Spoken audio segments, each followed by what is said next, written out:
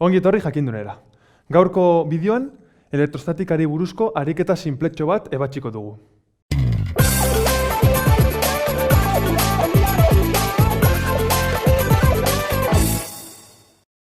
Hasteko, ikusten dugunez, bi karga ditugu, bata positiboa, 2 milikulumekoa, eta bestea negatiboa, minus 0,5 milikulumekoa. Eta bien arteko distantzia 3 metrokoa izango litzateke. Galderak dira. A. Zein da haiek eragiten duten indarra, haien artean, F indarra, eta B. Zein da lehenengo kargak eta bigarren kargak eratzen duten eremua 100 metrotara. Hau da, karga isolatxerakoan 100 metrotara jartzen bazara, ze eremu neurtuko zenuke. Hasteko, A ataretik hasiko gara.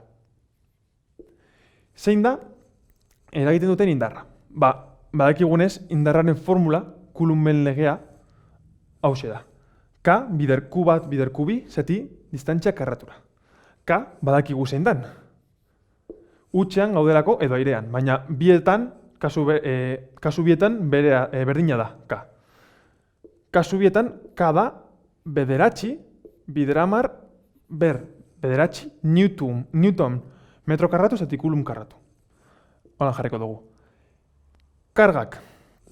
Lehenengo karga 2 milikulumekoa da. Baina hemen ezin dugu bi bat jarri. Jarri behar dugu Coulombetan. Pasatu behar dugu sistema internazionalera. Beraz, 2 milikulum da 0,002 Coulomb. 0,002. Bider, bigarren karga. Zenbat da? Minus 0,5 milikulum. Hau da, minus 0,0005 Coulomb. Kontu zeuki magnitudekaz. Minus 0,0005 Coulomb. Vale? Eta distantzia 3 metrokoa da. Beraz, distantziaren karratua egiterakoan, 9 metro, dekaguz. Bider, zati 9.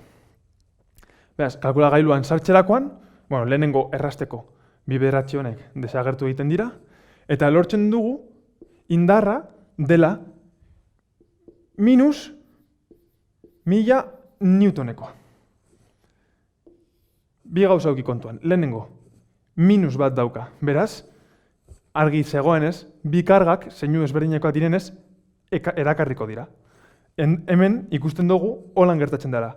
Indar negatibo bat, ikusi gendun beste bideo batetan, indar erakarle bat dela. Beraz, bi kargak erakarri egingo dira. Eta bigarrenez, konturatu, bi karga txikitxo kontuan hartzen ari gara, ezta? Milikulumbekoak.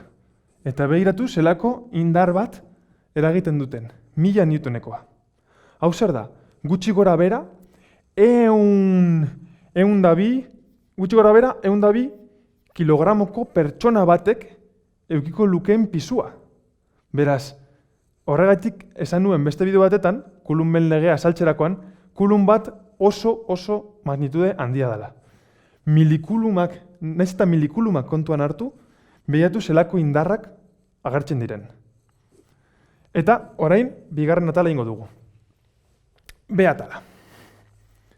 Zenbat da, partikula bakoitzak sortutako eremua 100 metrora.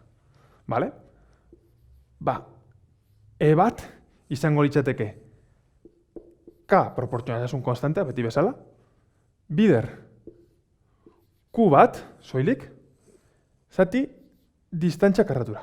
Kasu honetan, neurtzen ari gara 100 metrora, beraz. Distantzia hau 100 metro izango dira.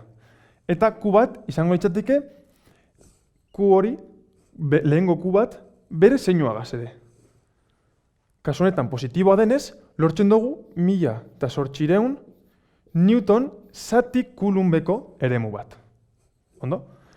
Baina, gertatzen da E-bigaz. E-bi, bigarren kargaren eremua, orain, aldatzen den gauza bakarra, distantzia berdina da, aldatzen den gauza bakarra da, lehenengo karga sartu beharrean formulan, sartu behar dugula bigarren karga. Eta bigarren karga negatiboa da. Eta ez dugu hori ahaztu behar. Atxiko dugu lehenengo Q2, dala, lehen ez dugu egin, baina indarragaz egin dugun berdina da. Bederatzi, bideramar bederatzi, karga bi, dala kasunetan lehen egin dugun bezala 0,0005 zati distantzia karratura. 100 metroko denez distantziaren karratua 100 bidereun 10.000. Eta honek ematen digu minus 450 newton zati kulumekoa. Beraz, barrurantzako eremu bat nortuko geunke, eta logikoa den bezala karga txikiago izan da, lehenengo kasukoa, baino eremu txikiagoa. Eta beno, hau izan da guztia, ariketa nahiko sinpetsua zen, baina espero dut ulertu izana, eta gogoratu, webgunean nahiz YouTubeen jarraitu jakindun.